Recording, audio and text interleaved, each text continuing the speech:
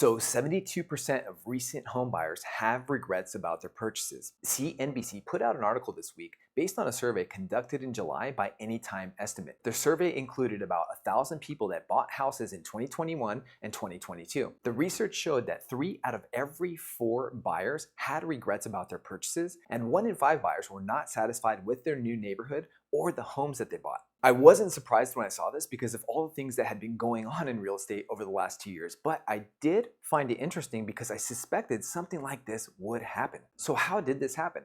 According to the survey, the most common reason for buyer's remorse was spending too much money for their home. 31% of buyers said that they paid over asking price, and the median amount they paid over asking was $65,000. And because of tight competition, 36% of buyers made an offer on a property sight unseen. The second most common reason for buyer's remorse was being in a hurry to buy. 30% of buyers said they felt rushed to make a decision, and 26% of buyers actually regretted buying too quickly.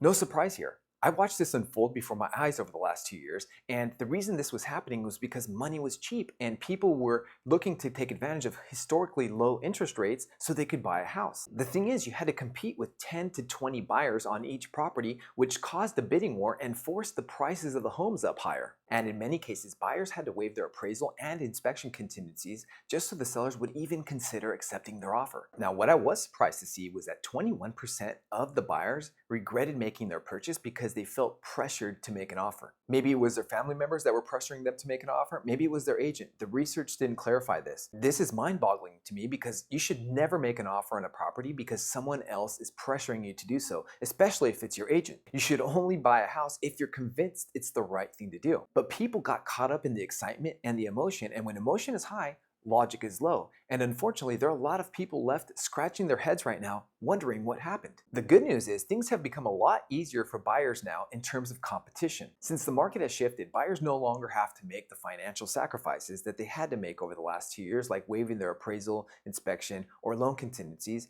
and sellers are going to be more open to allowing for concessions for repairs and maybe even closing costs. So there's an opportunity right now if you're a buyer that had a rough time getting an offer accepted over the last 2 years because maybe you had a low down payment or you're a first-time buyer.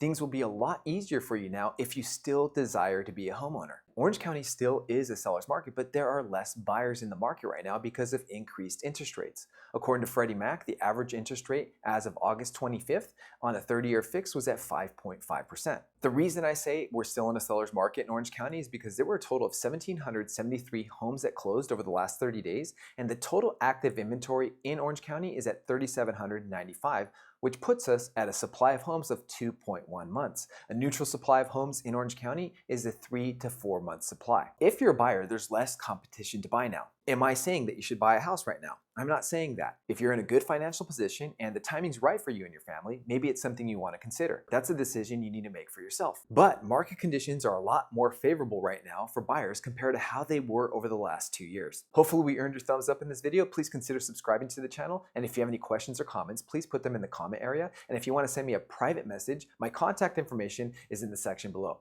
We appreciate you watching and we'll see you next time.